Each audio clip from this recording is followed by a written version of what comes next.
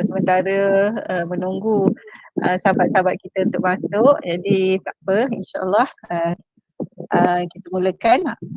Bismillahirrahmanirrahim. Bismillahirrahmanirrahim. Assalamualaikum warahmatullahi wabarakatuh. Sahabat-sahabat tadabbur sekalian, alhamdulillah. Waalaikumsalam warahmatullahi wabarakatuh. Alhamdulillah Rabbil Alamin. Wassalatu wassalamu ala asyrafil anbiya wal mursalin Sayyidina Muhammad wa ala alihi wa sahbihi wa ummatihi ajma'in. Rabbi shrah li sadri wa yassir li amri wahlul 'uqdatam min lisani yafqahu qawli. Rabbana zidna ilma warzuqna fahma. Jadi sahabat-sahabat, untuk kita mendapat keberkatan ya sesi kita petang ini, mari sama-sama kita mulakan dengan umul kitab Al-Fatihah.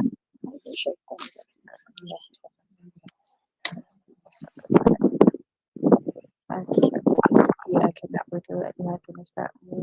Ihdinas mustaqim. Siratal ladzina an'amta 'alaihim ghairil maghdubi 'alaihim waladdallin. Amin. Alhamdulillah, kita bersyukur kepada Allah Subhanahu Wa Taala ya dapat kita bersama-sama lagi dalam sesi tilawah tadabbur anjuran wanita Ikram Kajang ya. Alhamdulillah, walaupun dalam suasana PKP ni ya, kita Allah izinkan ya untuk kita meneruskan sesi tadabbur kita ya, supaya insya-Allah mudah-mudahan momentum kita dari bulan Ramadan ya, bulan Al-Quran itu akan berterusan ya, insya-Allah ya, ke bulan-bulan selepas Ramadan ya. Dan jadi ini tilawah dan tadabbur kita ini ialah satu usaha untuk kita sama-sama menelusuri ya makna-makna ayat-ayat Al-Quran ya, yang alhamdulillah ya, sudah, saya rasa tak silap saya ini tahun ketiga ya kita anjuran Ikram Kajang ni kita buat sikit-sikit, ini dah sampai ke surah Az-Zumar ya. Alhamdulillah pada petang ini pun ya penyertaan ada, saya nampak tadi Ustazah Ramzah, saya baru berkenalan, masya-Allah ya, pertemuan kita ni dapat berkenalan pula dengan Ustazah Ramzah dari Terengganu. Katanya kawan kepada Ustazah Alijah semasa di Terengganu, masya-Allah. Okey, moderator tak boleh sembang panjang-panjang ya, kita hanya ada sejam saja. Dan saya sangat teruja sebenarnya ya, minggu lepas kita tak sampai untuk mengupas ayat 42 ni, dan dan seperti mana saya katakan, insya-Allah ya, ayat 42 ni yang akan Ustazah kupas pada petang ini, insya-Allah sangat-sangat menarik ya, insya-Allah. Nanti saya pun nak kongsikan satu fakta yang menarik yang baru saja semalam ya, saya temui mengenai ayat 42. Jadi peraturan sesi tadabbur kita ni mudah saja. Pastikan ya sahabat-sahabat mute ya, supaya kita tidak ada gangguan bunyi. Kalau ada soalan ya terfikir semasa penyampaian Ustazah, boleh type di chat. Dan saya nak mencadangkanlah, sebab kita punya sesi ni sampai pukul 3 dan kadang-kadang kita agak tergesa-gesa, tidak ada ruang untuk maklum balas, untuk soalan. Jadi saya nak minta Ustazah, nanti saya akan bagi indikasi ya kepada Ustazah untuk berhenti mungkin dalam 5-10 minit. Kita tengok macam mana ya, selewat-lewatnya 5 minit sebelum pukul 3 ya. Dan kemudian pada pukul 3 saya difahamkan mungkin ada yang bekerja work from home apa semua, yang perlu meninggalkan sesi ni, boleh tinggalkan, dan kita ada allocate masa untuk siapa yang boleh spend masa lebih kurang 10-15 minit kalau lah ada apa-apa soalan ya. Jadi insya-Allah kita akan bersurai pukul 3 suku. Tapi pada pukul 3 tu, siapa saja sahabat-sahabat yang perlu keluar, tak apa ya, insya-Allah kita faham sangat ya. Ini hanyalah untuk meraihkan kalau ada ya sahabat-sahabat yang boleh bersama kita lebih lagi, kalau ada nak bagi maklum balas ke ya, nak bertanya soalan, kita stay sekejap lah hingga ke 3 suku ya, insya-Allah.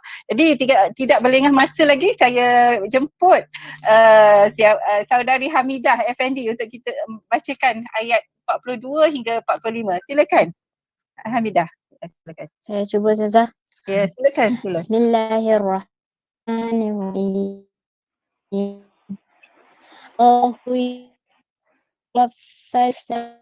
حين موتها والتي لم تمت في منامها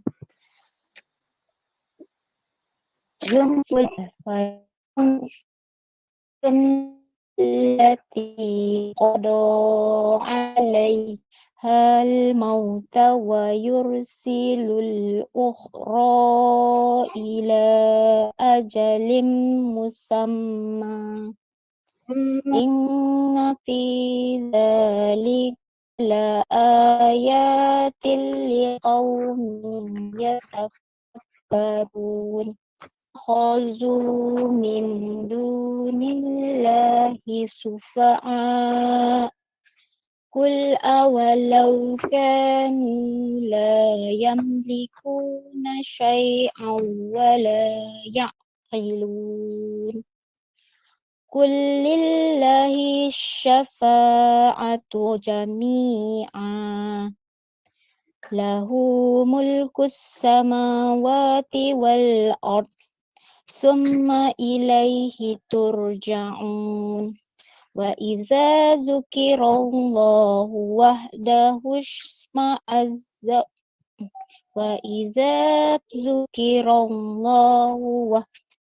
اشمأزت قلوب الذين لا يؤمنون بالآخرة وإذا ذكر الذين من دونه إذا هم يستبشرون صدق الله.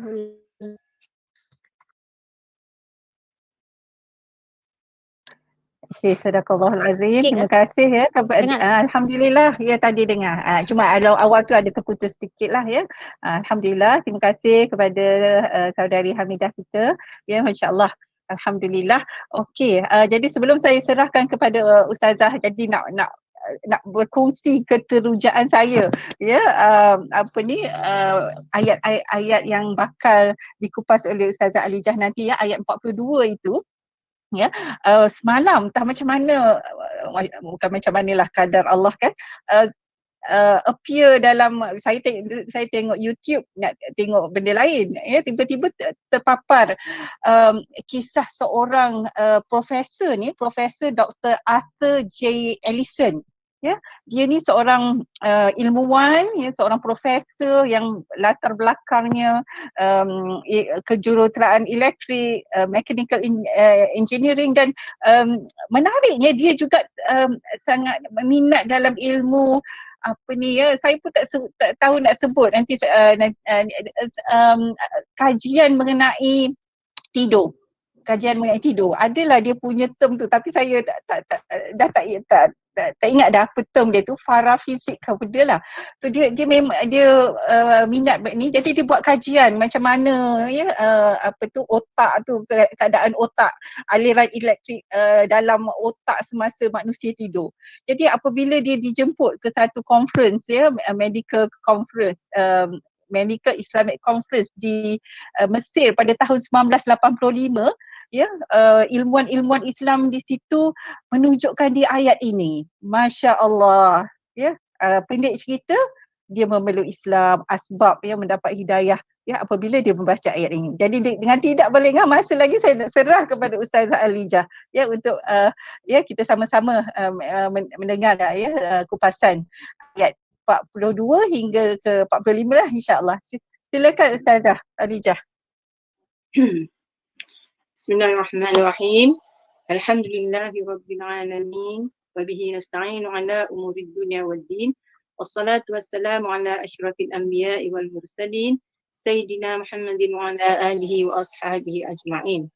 Allahumma arinal haqqa haqqan warzuqna ittiba'ah wa arinal batila batila warzuqna ijtinabah.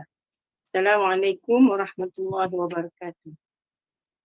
Alhamdulillah, sekali lagi saya berterima kasihlah banyak-banyak pada moderator dan pada apa nama tu semua yang berusaha lah dalam untuk mewujudkan ataupun mengekalkan insya-Allah program kita iaitu program tadabbur Al-Quran ini yang sangat baiklah bagaimana yang moderator pun sudah menjelaskan kan tadi mudah-mudahan benda perkara-perkara yang baik ini kita dapat terus gunakan dan mudah-mudahan dengan program-program ini jugalah yang kita dapat daripadanya maklumat-maklumat yang berfaedah, yang berguna untuk kita kongsi bersama supaya kita tidak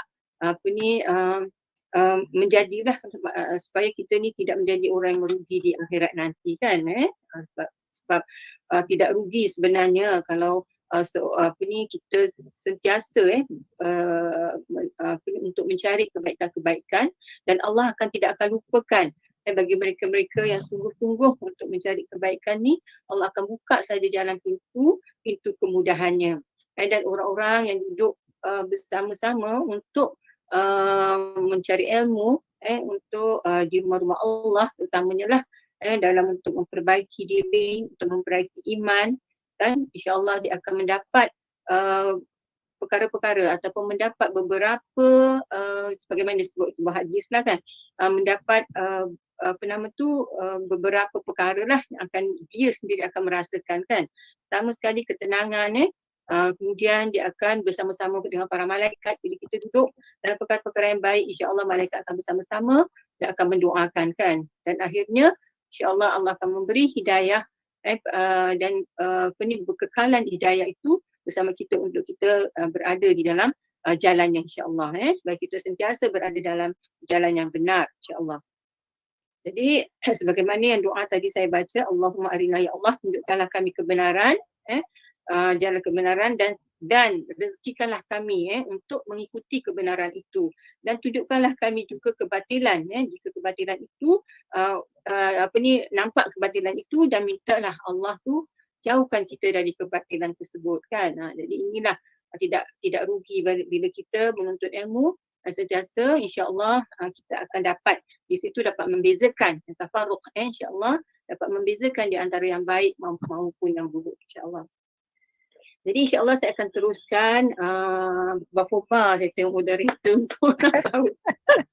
42 insya-Allah saya bukan sama majlis ni sebenarnya kita sama-sama berkongsilah mana-mana yang kekurangan pada saya dapat ditambah dan apa-apa saya mengharapkanlah jika ada apa-apa yang kurang pada diri saya tolonglah betulkan jadi kita sama-sama dalam untuk memperbaiki dan saya rasa memang di hadapan saya ni walaupun saya tak nampak jadi maknanya saya berhadapan dengan orang maknanya calang-calang lah rasanya ramai asatizah mungkin di hadapan saya sendiri dan Kak Ramzah sendiri tu pun asatizah tu antara salah seorang daripada asatizah insya-Allah di Terengganu.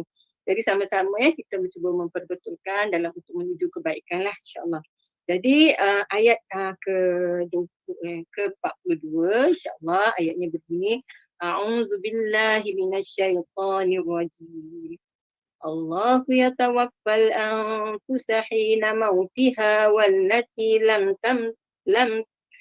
tamut fi manamiha فيمسك التي قضى عليها الموت ويرسل الأخرى إلى أجل مسمى إن في ذلك لآيات لقوم يتفكرون.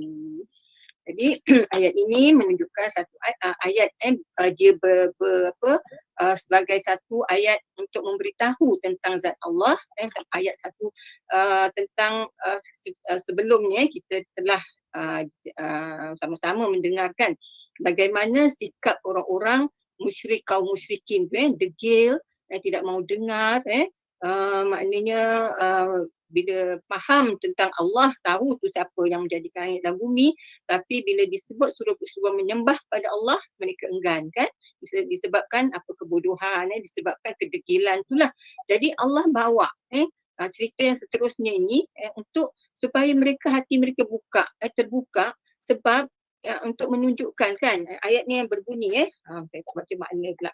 Jadi maknanya begini.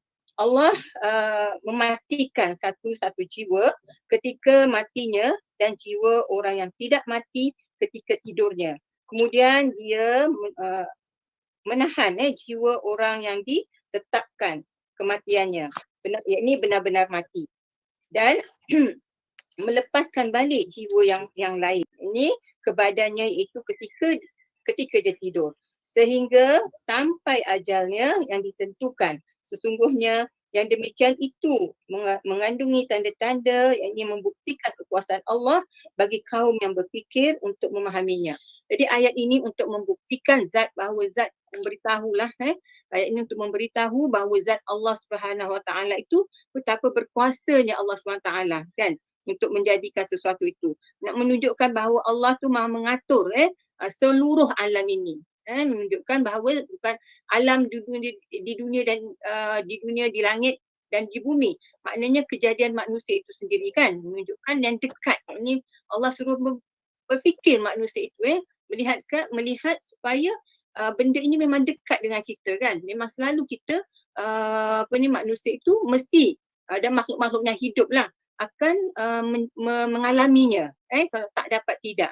Itu kat sini Allah menunjukkan bahawa Allah berkuasa kat sini sebagai huraiannya kan.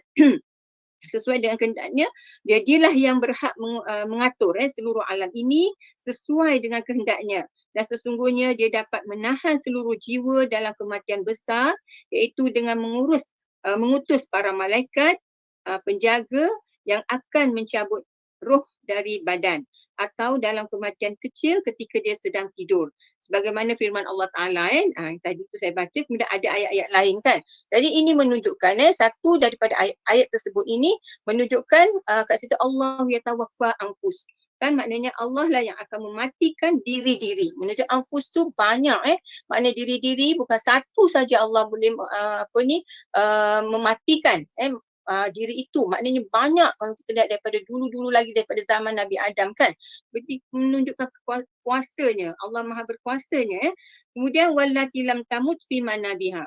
Maknanya ada yang tak mati pula dalam tidurnya kan. Jadi untuk kalau kita lihat kenapa Allah mulakan kat sini dengan pada tidurnya tadi kan, itu yang menunjukkan kita ni dekat sangat. Maknanya perbuatan tidur tu memang satu daripada fitrah yang Allah bagi kepada manusia kan, untuk semua mesti mengalaminya, mesti ada sifat inilah, mesti ada perbuatan ini. Kalau tidak maknanya melawan fitrah lah. Tak ada manusia pun walaupun dia sungguh-sungguh nak tunggu tak nak tidur kan, aku nak berjaga je, maknanya takkan boleh. Sebab itulah kata orang, banyakkan ada yang mengatakan biar tak makan kan, tapi jangan biar kurang makan, jangan kurang tidur. Maknanya akibat pun kita tahulah bagaimana kan.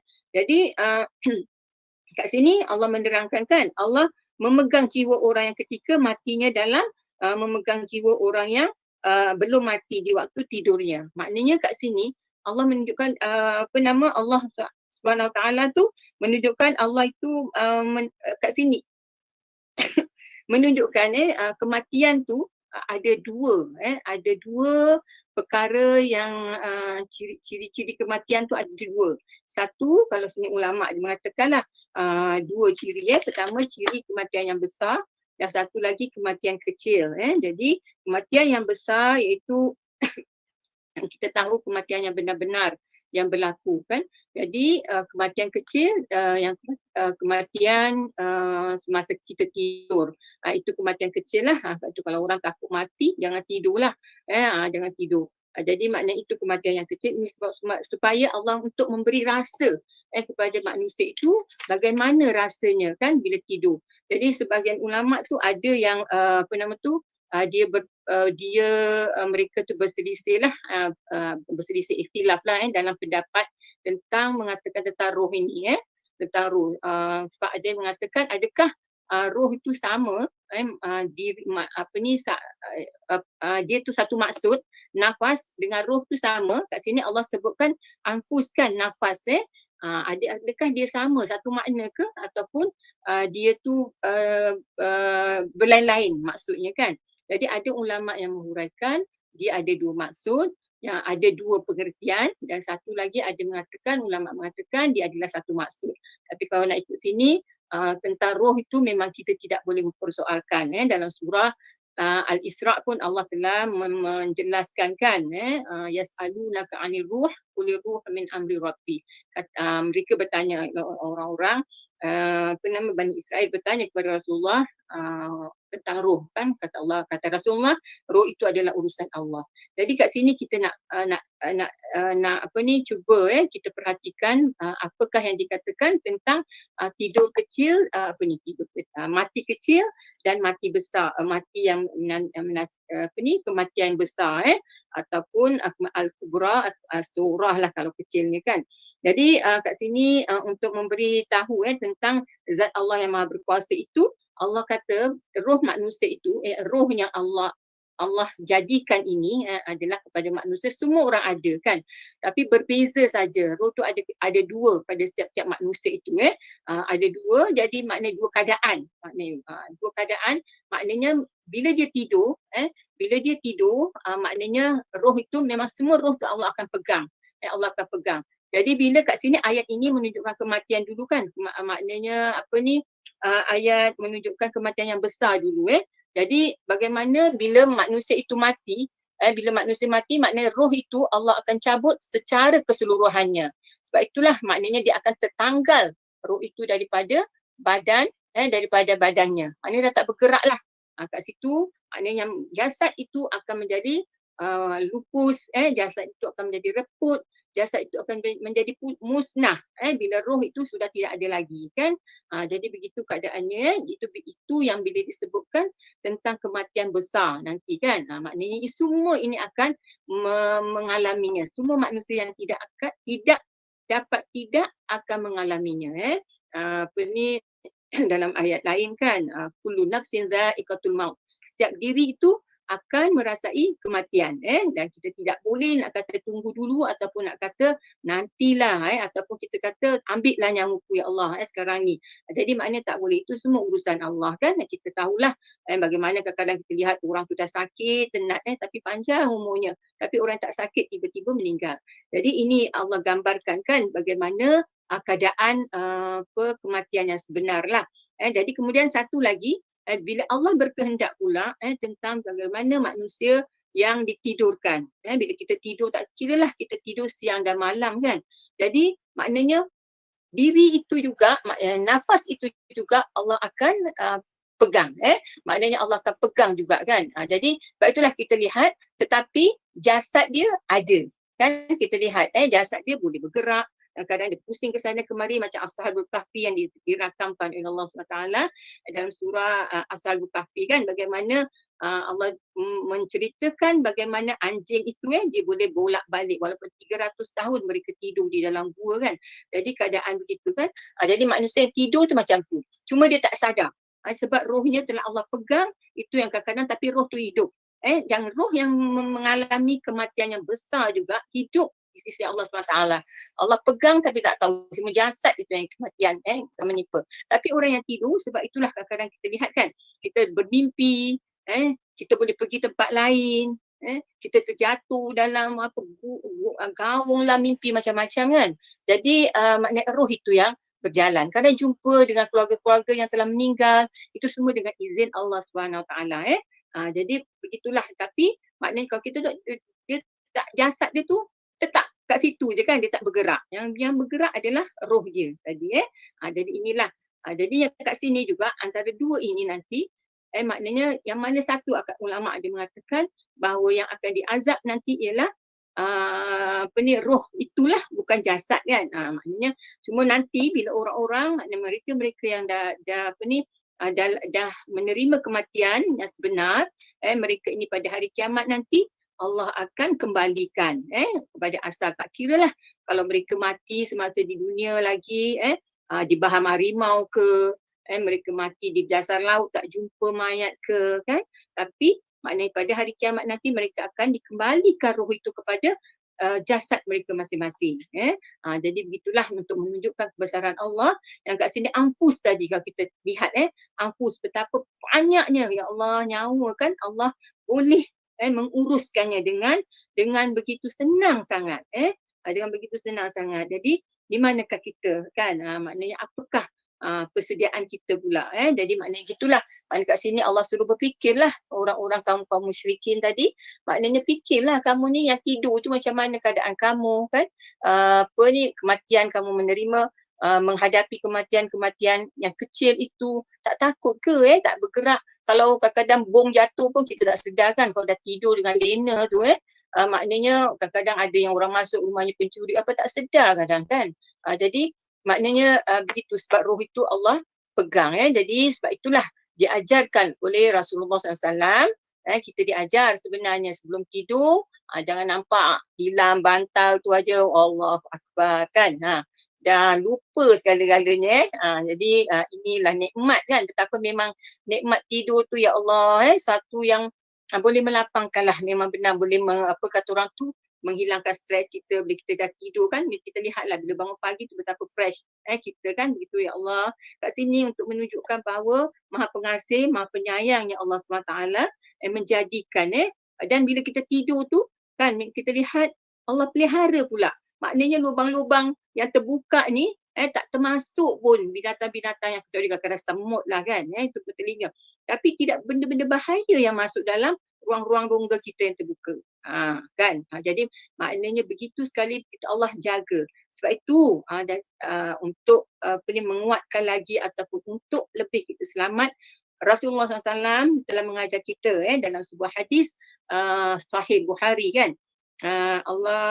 Rasulullah SAW mengajar kita hadis berbunyi iza awa ahadukum ila firashihi fal yang quthu bidakhilatin izarihi fa innahu la yadri ma khalafahu alaihi thumma liyaqul bismika rabbi wada'tu jambi wa bika arfa'uhu in amsakta nafsi farhamha wa in arsaltaha fahfazha bima tahfaz bihi ibadakas salihin. Kata Rasulullah SAW mengajar kita tentang doa ini maknanya baik sangat sebab ini hadis daripada hadis Sahih Bukhari dan Muslim. Dia ajar macam mana apabila kamu sampai berada di tempat tidur seseorang tu sebelum berbaring seorang kalian, maka hendaklah dikebas dulu kan. Kita punya cadar lah, ini ikut cadar lah, bersih-bersihkan sebab kita tak tahu, kata Rasulullah, tak tahu apa yang ada di bawah cadar itu, di bawah kain itu kan.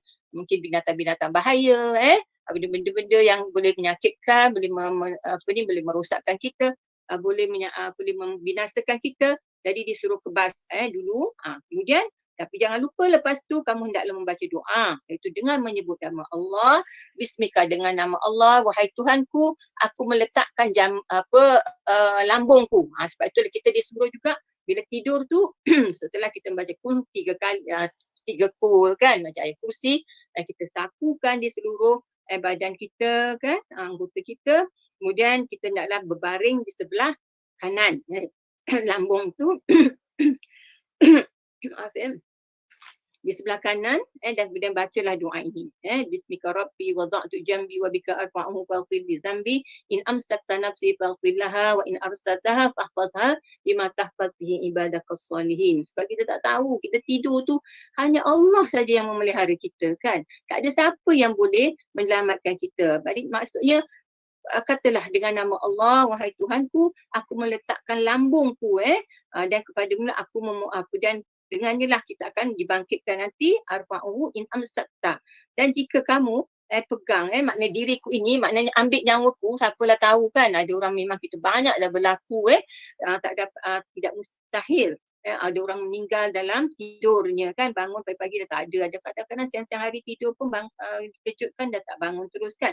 Jika Allah mengambil in amsakta nafsi, diriku, nafasku ini, jiwaku ini, farhamha, maka ampunkanlah. Jadi sebelum kita buat apa-apa, sebelum kita menerima qada dan qadar kita selepas semasa kita tidur tu, kita minta pengampunan daripada Allah SWT, minta ampun. Wa in arsaltaha, jika kamu hidupkan balikkan semula roh itu kepada kami, padaku, arsaltaha fahfazha, maka peliharalah bima tahfaz bi ibadakas salihin, supaya kami, kata jiwa, maka ampunilah ia jika engkau melepaskannya, maka jagalah dia dengan penjagaan yang telah engkau lakukan terhadap hamba-hambamu yang soleh. Maka sebagaimana Allah sayang kepada orang-orang yang soleh yang terdahulu, maknanya minta juga Allah supaya kita berada juga dalam kasih sayang Allah SWT. Kalau kita dihidupkanlah supaya kita tidak terus sesat, supaya kita tidak terus dalam keadaan-keadaan yang boleh mendatangkan kerugian di akhirat nanti. Begitu sekali Islam mengajar cantik sangat sebelum kita tidur. Dan bila dah bangun pula tu kan, ada lagi doa yang moderator kita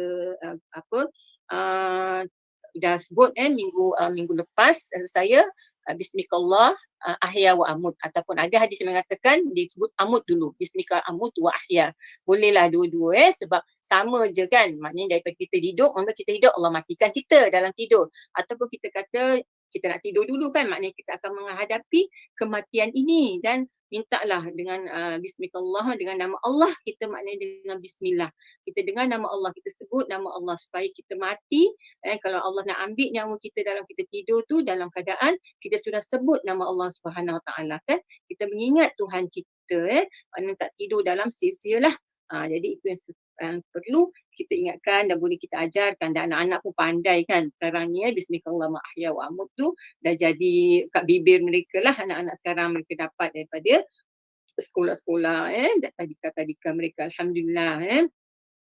Jadi kat sini juga sebagai ulama salaf mengatakan, ni ulama salaf dulu dia mengatakan roh orang-orang yang sudah mati akan ditahan ketika mereka meninggal dunia kan, dan roh orang-orang yang masih hidup akan ditahan ketika mereka tidur, sehingga roh-roh itu akan saling berkenalan sesuai kehendak Allah untuk saling mengenal. Fayumsikallati qada 'alaihal mauta, maka dia menahan jiwa yang telah dia tetapkan kematiannya, iaitu yang telah mati.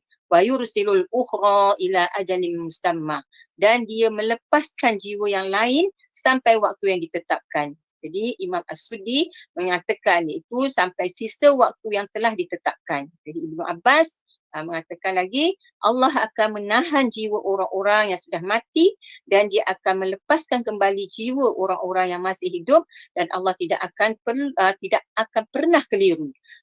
Maknanya Allah kat sini maha berkuasanya Allah, maha mengetahuinya Allah, tak salah-salah pun meletakkan peruh kepada hamba-hamba yang dimatikan tadi.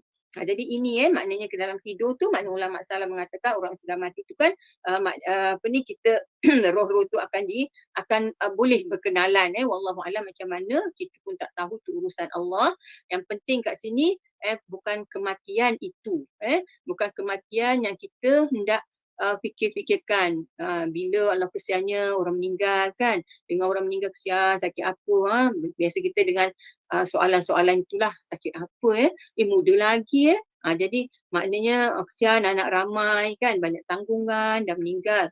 Jadi bukan itu yang kita nak fikirkan kan. Patutnya kita fikirkan apakah persediaan kita untuk menghadapi mati. Inilah ayat yang sebenarnya tujuan Allah menurunkan ayat ini untuk supaya kita sama-sama fikirkan tentang apa persediaan kita dalam untuk menghadapi kematian yang besar ini. Bila kita tidur tu rasa takut sangatlah kan, ya Allah, bila kita nak meninggal tidur siapalah tahu esok tak bangun maknanya kan. Jadi itu yang kita kena fikirkan. Sebab itu bekerjalah terus kita bekerja dalam fastabiqul khairat, dalam untuk mencari kebaikan dan dalam kita mencari maghfirah Allah kan. Jadi sebab kita tak tahu kerana apa kata Allah Ta'ala. Jadi imam-imam tadi yang mengatakanlah maknanya dia akan pegang dan Allah akan balikkan kan, tanpa keliru, tanpa ada salah silap lagi. Maknanya berkuasanya Allah Subhanahu Wa Ta'ala. Apa tujuan Allah jadikan ini semua? Inna fi dzalika laayatin liqaumin yatafakkarun, kata Allah Ta'ala. Sesungguhnya pada demikian itu adalah tanda-tanda bagi kaum yang mahu berfikir. Jadi ini kan, sebab itu Allah turunkan ayat tu bukan sia-sia. Allah turunkan sesuatu sebab. Contoh-contoh itu, peringatan-peringatan itu tanda kasih sayang kan. Walaupun degil sangat masyarakat musyrikin pada ketika itu kan, Allah turunkan ayat ini.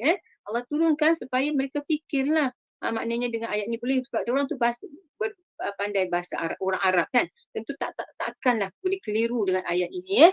Jadi begitulah keadaan bila hati sudah tidak ada hidayah daripada Allah SWT, jadi tak mau fikir kan. Jadi dari kita, maknanya inna fi dzalika laayatun liqaumin yatafakkarun, sungguhnya pada demikian itu terdapat tanda-tanda kekuasaan Allah bagi kaum yang berfikir. Jadi kat sinilah untuk kita nak sombong macam mana, untuk kita nak angkuh macam mana, untuk kita nak degil macam mana, bila fikirkan macam ni kan, maknanya kita ada matlamat kehidupan manusia itu, iaitu kita akan dikembalikan di akhirat nanti kan.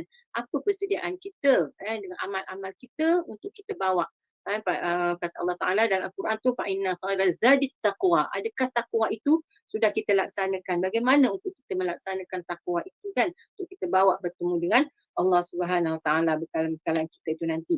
Jadi inilah sebagai orang yang berfikir, mereka apa juga kan, bila apa yang dilakukan semua akan terfikir. Bukan seronok saja sangat dapat tidur kan, dapat tilam pun tak mau tidur kat bawah-bawah ni nak tidur mesti nak tilam yang standard kan. Tapi bila dapat nikmat-nikmat itu, bagaimana kita mempergunakan? Adakah kita memikirkan kan bagaimana tidurnya kita ni, bagaimana kita di akhirat nanti, bagaimana bila kita sudah dicabut oleh Allah SWT nyawa kita ni, ada apa persediaan kita, apa amal kita yang kita dah sediakan untuk bertemu dengan Tuhan kita. Jadi itu tadi tentang kematian yang disebutkan oleh Allah SWT sebagai peringatan bagi kaum musyrikin dan juga bagi manusia-manusia sekarang ni lah, bagi kita hamba-hambanya, untuk kita menjadi peringatan. Mudah-mudahan kita menjadi orang yang yatafakkarun, fakirun, mudah-mudahan kita jadi orang yang sentiasa berfikir dengan rahmat-rahmat Allah yang tak putus-putus diturun-turunkan pada kita kan, pada hambanya, supaya kita berfikir dan supaya mendekat, untuk mendekatkan diri kita kepada Allah SWT. Kemudian ayat seterusnya, ayat 43 yang berbunyi, amittakhadhu min dunillahi syufa'a qul awalau kanu la yamlikuna syai'an wa la ya'qilun. Jadi ayat itu bermaksud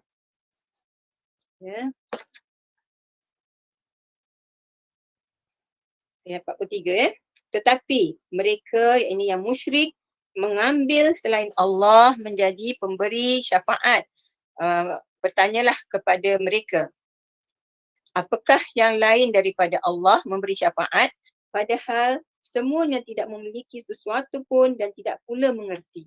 Jadi ini adalah satu ayat yang Allah turunkan sebagai ayat mencela sikap kaum musyrikin pada ketika itu.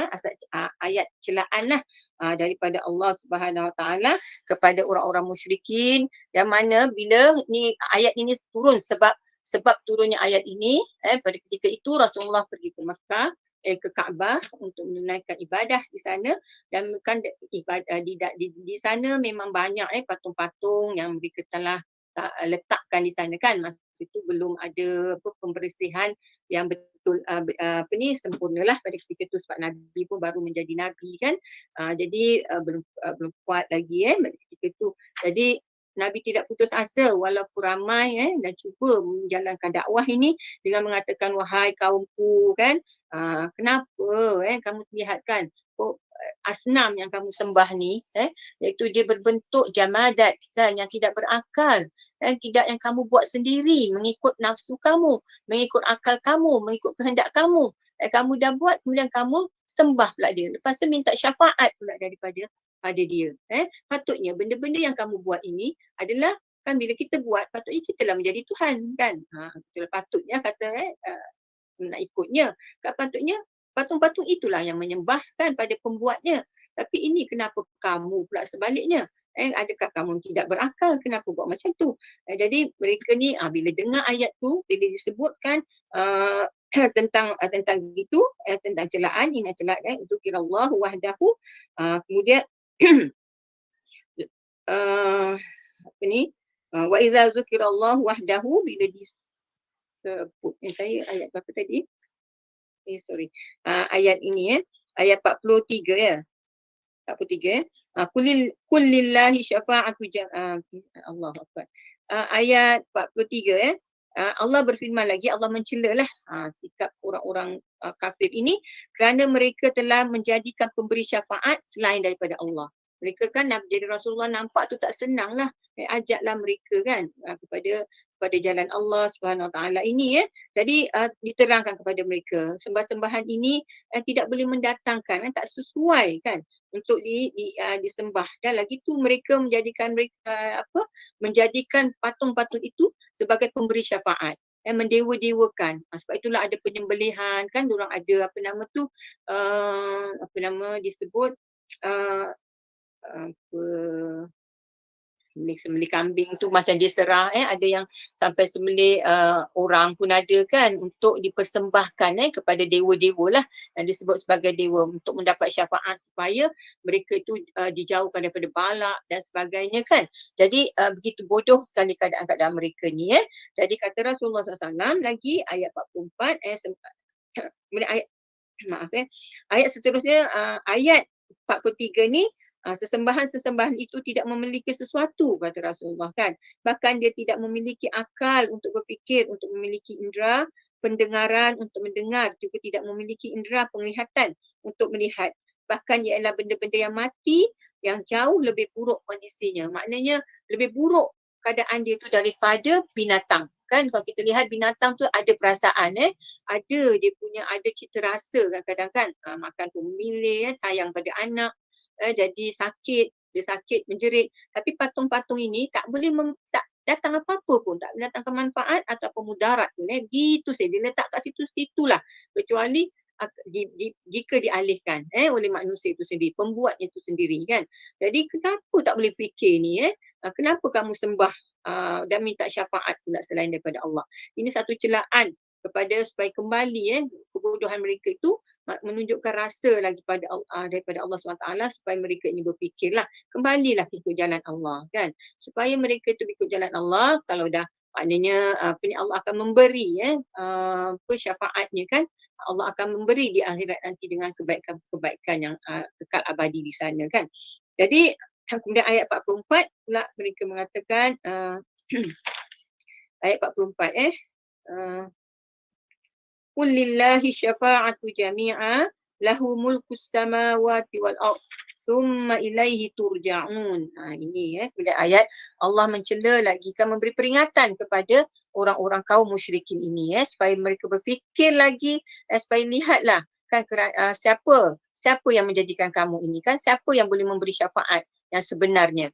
Katakanlah wahai Muhammad kepada mereka itu yang mendapat memberi syafaat ini, semua syafaat-syafaat itu yang baik ke yang apa-apa sajalah, syafaat kesihatan, syafaat apa yang mereka hendak. Kalau mereka beriman benar-benar kepada Allah, Allah saja yang akan memberikan sebab syafaat itu milik Allah Subhanahu Wa Taala kan. Maknanya apa yang ada pada manusia, sedangkan pada syafaat-syafaat yang Allah bagi pun kepada para anbiya, syafaat yang diberikan kepada malaikat, syafaat kepada as-siddiqin, al-muttaqin, semua kan. Maknanya syafaat Quran, kalau kita lihat syafaat-syafaat itu akan berlaku maknanya dengan izin Allah. Kan maknanya itu adalah menunjukkan mereka Nabi pun tak boleh memberi syafaat ikut suka-suka. Kalau kita lihat para nabi-nabi dulu pun, para anbiya dahulu pun memberi syafaat kepada kaumnya masa hidup mereka, tapi syafaat ini berlaku masih hidup. Pada anbiya yang mereka memberi syafaat ini adalah syafaat masih hidup dan masih hidup mereka kan, iaitu minta doakan kan supaya macam Nabi Musa, kaum Bani Israel, minta dia doakan supaya dihilangkan penyakit ataupun dihilangkan bencana-bencana yang Allah turunkan kepada mereka. Begitu juga minta syafaat kepada Nabi Muhammad minta sembuh dari penyakit dan sebagainya, minta syafaat. Tapi itu pun semua dengan izin Allah. Jadi syafaat tu biasa berlaku dia akan berlaku pada tiga keadaan lah. Dia mesti ada yang pemberi syafaat, yang memohon syafaat dan juga izin Allah. Dia tiga. Dan syafaat-syafaat ini pun Allah akan bagi kepada siapa yang Allah redha. Jadi inilah yang kita kena fikir. Sebab apa kata Allah Ta'ala ada dalam surah kita selalu baca dalam surah ayat kursi kan, man zallazi yashfa' indahu illa biiznih kan, kita selalu baca doa, baca hafal dah rasanya siapa yang akan boleh memberi syafaat itu kecuali siapa yang Allah izinkan. Jadi maknanya siapa yang boleh bagi. kan, kecuali dengan izin Allah saja yang boleh memberi syafaat. Tanpa izin Allah kita tak akan dapat syafaat itu. Sebab itu untuk mencapai syafaat itu, jangan kita kata ada 70 kali apa nama tu, kalau nak dapat syafaat Nabi Muhammad 70 kali selawat setiap hari kan. Kita bergantung pada itu, tapi kita kena lihat apa amal-amal kita pula, bukan sekadar itu saja, bukan terhad sekadar itu saja untuk mendapat syafaat. Bukan senang-senang, tapi bagaimana hubungan kita dengan Allah Subhanahu Wa Taala sebenarnya, bagaimana kekuatan kita, ketakwaan kita kepada Allah Subhanahu Wa Taala itu. Jadi sebab apa kata Allah Taala, summa ilaihi lahu mulkus samawati wal ardh, sebab kepunyaan Allah kerajaan langit dan bumi, maksudnya dialah yang Allah pengusaha di dalam semua kerajaan. Sebab apa? Ini menunjukkan kekuasaan Allah SWT. Allah yang berkuasa, kita tak ada kekuasaan itu semua kan. Jadi memang untuk mendapat syafaat-syafaat itu semua dengan izin Allah. Janganlah kita sebab itu jangan bergantung sangat sebab manusia, sesama manusia pun tidak boleh memberi syafaat sebenarnya tanpa izin Allah. Ataupun bukan sebarang-sebarang yang Allah nak bagi syafaat itu diberikan kepada orang lain untuk menjadi perantara lah. Tapi kena tengok juga, Allah pun tahu siapa yang Allah akan bagi syafaat itu untuk diberi kepada yang pemohon syafaat ini. Sebab itulah nanti di akhirat, sebab itu ada kan syafaat, ada syafaat para anbiya, ada syafaat yang kita akan dapat, syafaat para malaikat, syafaat Nabi Muhammad, syafaat anak-anak yang menghafaz Quran, syafaat Quran itu sendiri, syafaat orang soleh kan. Jadi kita akan dapat syafaat-syafaat ini insya-Allah. Tapi bagaimana kita, sekadar mana bila kita nak dapat syafaat Al-Quran tu, bagaimana kita beramal dengan Al-Quran tu semasa di dunia. Bagaimana cara kita membaca Al-Quran tu semasa di dunia.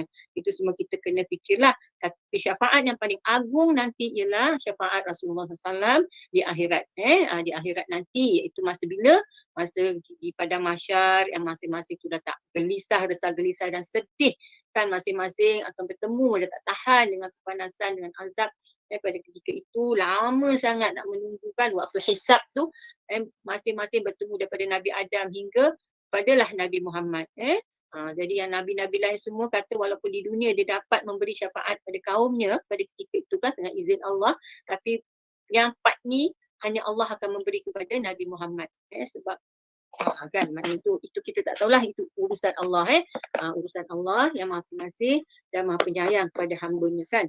Jadi satu-satu akan jumpa semua. Nabi-Nabi membuat alasan dia sendiri kan, takut dengan azab Allah.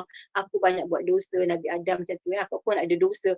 Masing-masing itu walaupun mereka semua sudah maksum, tapi takut untuk memberi. Tapi Nabi Allahu Akbar, Nabi Muhammad SAW ini yang akan, sebab sayang sangat, hampir sangat dia dengan kaum, dengan manusia ini, dengan manusia yang berkenal insan ini, sanggup dengan umat dia ini, sanggup dia akan memohon syafaat itu.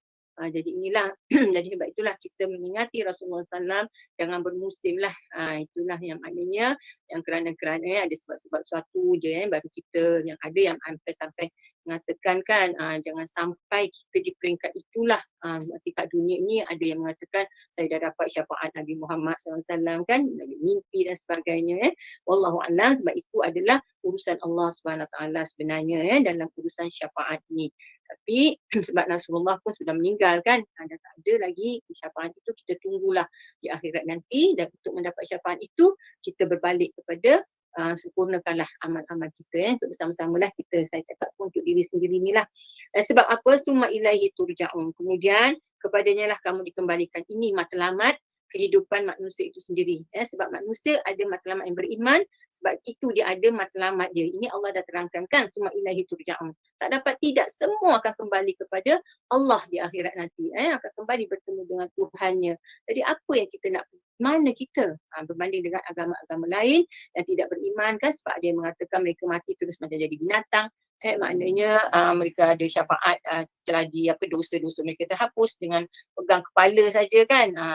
Dia punya pendeta-pendeta boleh menghapuskan dosa mereka itu. Jadi begitulah masing-masing. Jadi keadaan inilah kita ada matlamat kehidupan kita. Sebab itulah inilah target kita kan. Jadi begitu sempurnanya Allah menjadikan untuk memberi peringatan kepada manusia itu sendiri sebagai bekalannya, sebagai peringatannya. Maknanya Allah tidak, sebab itu Allah tidak sia-sia kan dalam menjadikan manusia itu. Allah jadikan bukan untuk sia-sia, maknanya dibekalkan, diberi pengetahuan kan, supaya kita ni tahu kita akan berada di kita akan kembali kepada Tuhan kita. Jadi itulah persediaan-persediaan yang kita kena sediakan. Apa dia persediaan itu jadi inilah dengan salah satu daripada inilah kita dah tahu sekarang ni, cubalah tingkatkan amal kita jauhlah daripada sifat syirik tadi mana kaum-kaum yang sebelumnya Jadi wa idza dzukirallahu wahdahu, kemudian Allah berfirman lagi sebagai bentuk celaan bagi orang-orang yang musyrik, ayat 45 ayat terakhir ni insyaallah. Wa idza dzukirallahu wahdahu, perangai ni Allah terangkan, Allah cela lagi sifat-sifat orang-orang musyrik pada ketika itu. Bagaimana mereka ini wa idza dzukirallahu wahdahu isma'azzat qulubul ladzina la yu'minuna bil akhirah. Jadi mereka ini macam itulah keadaannya. Mereka akan merasa bila disebut nama Allah Subhanahu Wa Taala, mereka ni akan rasa hati mereka tu sebab nak menolak tu kan. Wa idza dzukirallahu wahdahu isma'azzat qulubul ladzina la yu'minuna bil akhirah wa idza dzukira alladzina min dunihi idza hum yastabshirun. Apabila disebut nama Allah Subhanahu Wa Taala, Allah yang esa wahdahu, mereka akan mulalah kata orang tu bermuram durja. Hati tu sebab tak mau terima kan, hati mereka tu tidak beriman kepada Allah dan tidak juga beriman kepada hari akhirat. Sebab tak ada, mereka tidak ada matlamat kehidupan mereka, tak faham, baru tak percaya tentang adanya hari pembalasan nanti kan. Jadi sebab itulah mereka suka-suka je buat gitu Tapi bila wa iza zukiral ladzina min dunihi idza hum yastabshirun. Bila disebut selain daripada Tuhan lain daripada Allah, iaitu Tuhan-Tuhan mereka yang Lata, Uzza kan, Mana tu, mana mereka akan senyum. Maknanya hati tu berbunga-bunga. Maknanya kan macam istilah kita sekarang lah, kalau dah suka sangat tu kan, hati berbunga-bunga suka, maknanya gembira sangat. Oh, Muhammad sebut juga nama aku, tapi tak nama Tuhan-Tuhan tu kan. Itu yang salah satu daripada asbabun nuzul yang turun ayat ini mereka tu rasa banyak. Itu yang Allah turunkan ayat ini daripada ayat 42 hingga 45 ini menunjukkan kedegilan mereka itu supaya mereka kembali kepada Allah Ta'ala. Jadi kat sini dia menerangkan juga hati perbezaan kan, perbezaan orang-orang yang beriman kita dah tahu dalam surah Al-Anfal bagaimana orang beriman bila disebut nama Allah. Wa idza dzukirallahu wajilat qulubuhum. Orang yang beriman bila disebut nama Allah, hati mereka tu gemetar, hati takut kan, takut Allah Subhanahu Wa Taala. Yang ini masa muka kan nampak. Jadi sebab hati mereka dah tak suka tapi terserlah maknanya isma'azzat, nampak di muka mereka tu nampaklah kesedihan dia tu. Allah sebut nama Allah lagi, sebut nama, disuruh mengingati la ilaha illallah, perkataan la ilaha illallah mereka tak nak mereka mengingkarinya kan. Jadi itulah keadaan-keadaan orang-orang ini mereka ini As-Sudi mengatakan tidak senang makna isma'azzat tu artinya merasa tertekan tertekan. As-Sudi mengatakan tidak senang. Qatadah mengatakan, imam-imam surah ini imam tafsir mengatakan mengingkari dan sombong. Jadi Malik meriwayatkan dari Zaid al-Islam artinya sombong, sebagaimana Allah berfirman dalam surah lain innahum kanu idza qila lahum la ilaha illallah yastakbirun. Mereka itu bila sebut nama Allah SWT, la ilaha illallah, tiada Tuhan melainkan Allah, mereka akan merasa sombong. Jadi wa idza tuqal ladzina min dunihi, dan apabila nama sembahan-sembahan selain Allah yang disebut, maksudnya berhala-berhala dan sembahan-sembahan lain, seperti yang dikatakan oleh Mujahid, idahum yastabshirun, gembira, tiba-tiba mereka bergirang hati, maksudnya berasa senang dan gembira. Maknanya itulah keadaan-keadaan kaum musyrikin pada ketika itu. Jadi kita punlah maknanya ambillah iktibar daripada surah ini supaya kita ni jangan sampai tak terasa kan, kadang-kadang sebut nama Allah pun macam biasa je kan. Jadi mudah-mudahanlah kita golongan daripada dalam macam surah Al-Anfal tadi maknanya bila disebut nama Allah wa dzikral ayat zadatul imanan, bila dibacakan ayat Allah pula, bila disebut nama Allah rasa takut, komentar kulit-kulit semua takut. Bila dibaca ayat-ayat Ya Allah, maknanya hati mereka tu menjadi takut kan. Jadi untuk menambahkan keimanan kita. Jadi inilah daripada surah ayat 42 hingga 45 dan ada yang sempat lah. InsyaAllah saya sediakanlah. Wallahualam. Apa yang baik itu daripada Allah SWT. Sekali kemahan. Mohon maaf lah apa-apa pun kekurangannya. Mudah-mudahan dia membawa manfaat bagi kita bersama lah. InsyaAllah. Okey. Alhamdulillah, terima kasih jazakillah khairan pada Ustazah Hadijah ya. Mengupas tadi ayat 42 hingga 45 ya. Tadi kepada sahabat-sahabat, saudara-saudari yang masuk lewat tadi ya, di awal tadi kita kongsikan ya bagaimana seorang saintis terkemuka dari United Kingdom ya, dia apabila ditunjukkan ayat ini, ayat 42 tu berkenaan tentang hakikat Allah Subhanahu Wa Taala memegang roh ya semasa tidur dan melepaskan kembali ke jasad ya. Bagaimana Profesor Arthur J. Ellison ya. Saya dah share dalam grup Tadabbur dia punya link YouTube ya.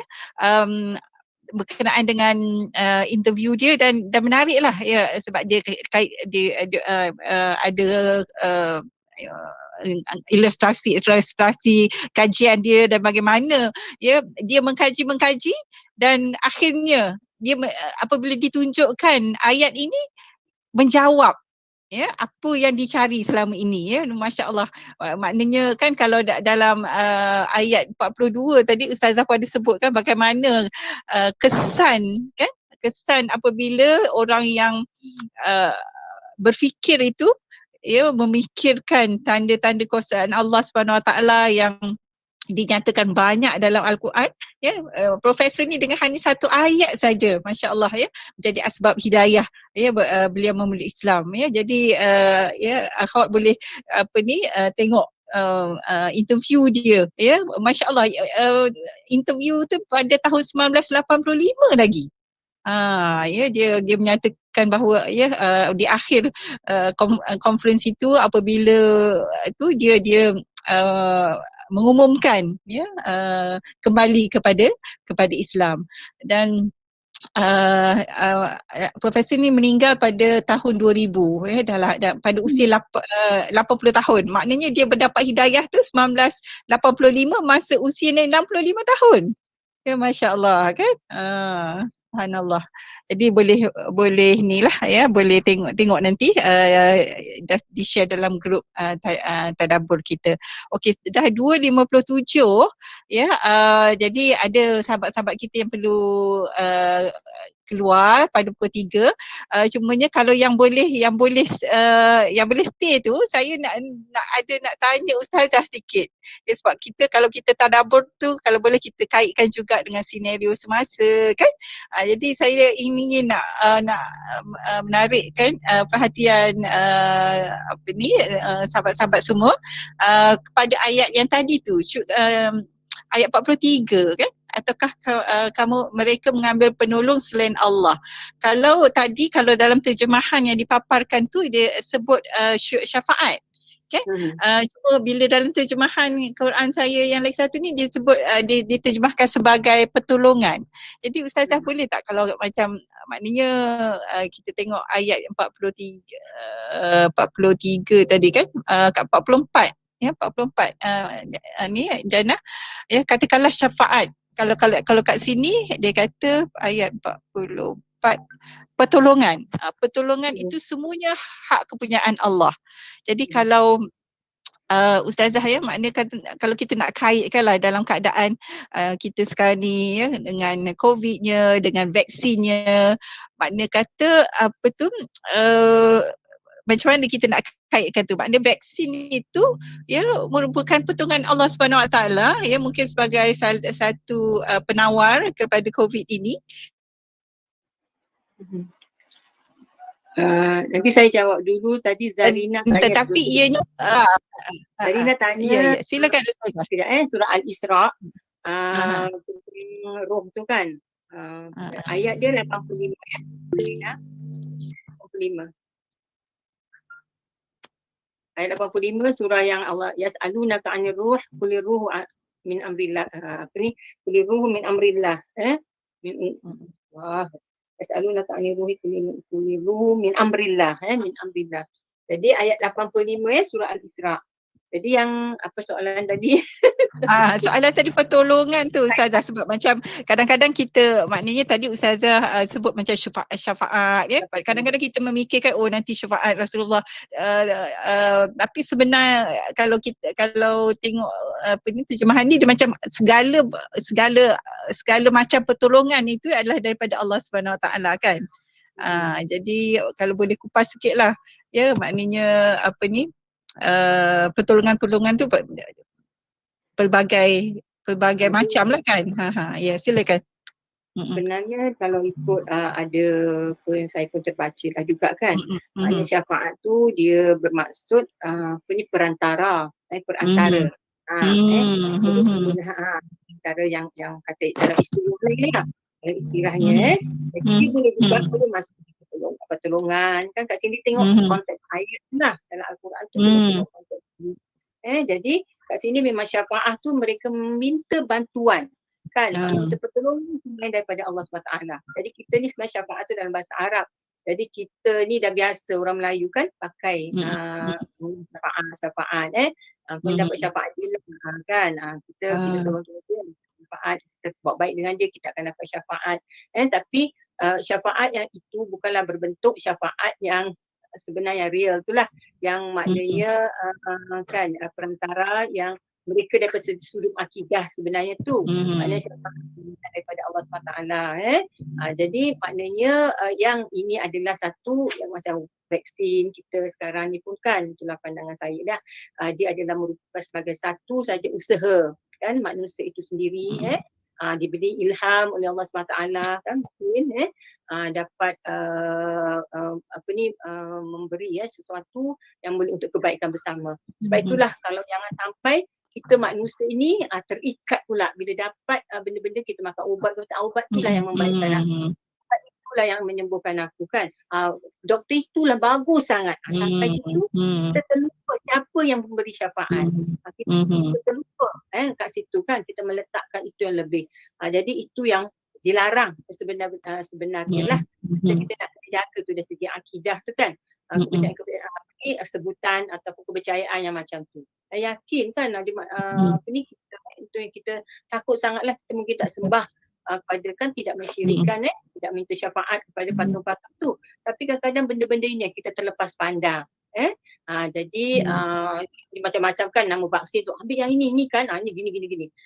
Seolah macam gitu kan, apa salah kita serahkan sebab ini setelah maknanya apa nama ubat-ubat itu setelah diusahakan kan, kita bersangka baik sajalah kan. Maknanya ini adalah yang menyembuh. Wa idza maridtu fahuwa yashfin. Dia yang memberi penyakit dan dialah juga yang menyembuhkan kan. Jadi maknanya kita serah kepada Allah SWT. Dan kita jangan sampai kita terlupa siapa yang memberi syafaat. Memberi siapa itulah. Masya-Allah. Masya-Allah. Itu kadang-kadang maknanya kita perlu peringatkan kan Ustazah, maknanya kadang kita ialah apa ni macam menarik tadi Ustazah peringatkan bahawa ni doktor ni bagus. Kadang-kadang percakapan kita tu ditakuti. Maknanya itu adalah macam ialah mengambil vaksin tu adalah ikhtiar kita sebab Allah Subhanahu Wa Taala memerintahkan kita berikhtiar, tapi semua tu adalah izin Allah Subhanahu Wa Taala kan, insya-Allah. Okey, jadi alhamdulillah dah pukul 3 masya-Allah, alhamdulillah perkongsian Ustazah tadi rasa masya Allah Ustazah, setiap hari kita mati, setiap malam kita mati. Kadang bukan malam aja kita mati, siang pun kita mati. Siang pun kita mati kan. Ada peluang aja nak mati. Kan, jadi masya-Allah kalaulah kita dapat menghayati ayat tadi tu, maknanya kita sentiasa berada dalam keadaan berjaga-jaga supaya mudah-mudahan kita apabila kita dipanggil oleh Allah Subhanahu Wa Taala dalam keadaan kita dah mohon ampun Allah redha pada kita insya-Allah, mudah-mudahan Jadi apa tadi, insyaAllah ya kita ucapkan terima kasih kepada saudari-saudari yang dapat bersama-sama kita pada petang ini. Ya, insyaAllah mudah-mudahan Allah Subhanahu Wa Taala memberkati masa yang kita luangkan pada petang ini. InsyaAllah mudah-mudahan kita dapat berjumpa lagi dalam siri tilawah dan tadabbur kita pada minggu-minggu yang akan datang. Ya, jadi boleh kita sekali lagi terima kasih kepada Ustazah, terima kasih kepada peserta-peserta dari jauh dan dekat. Ya, insyaAllah mohon maaf atas kesilapan, kelemahan. Ya, saya bagi pihak Wanita Ikram Kajang sangat berbesar hati dengan kehadiran hampir 40-50 tadi ya sahabat-sahabat sekalian. Jadi marilah sama-sama kita akhiri sesi kita pada petang ini dengan membaca tasbih kafarah dan suratul Asr. Subhanallah bihamdihi, subhanakallahumma bihamdik, nashhadu an la ilaha illa anta wa nastaghfiruka wa natubu ilaik. A'udzubillahi minasyaitonir rajim. Bismillahirrahmanirrahim. Wal 'asr innal insana lafi khusr illa alladhina amanu wa 'amilus solihat tawasaw bil haqq wa tawasaw bis sabr. Assalamualaikum Khairan. warahmatullahi taala wabarakatuh. Terima kasih. Terima Assalamualaikum. kasih. Assalamualaikum. Ada yang dengar. Assalamualaikum. Ya. Assalamualaikum, jazakumullahu Allah, jumpa khairan. lagi Kak Jah, Kak Lima. Ustazah. Oh, Zakia Hunanda. Dia ada mana sekarang? Kuantan insyaAllah. Oh, Kak Jo.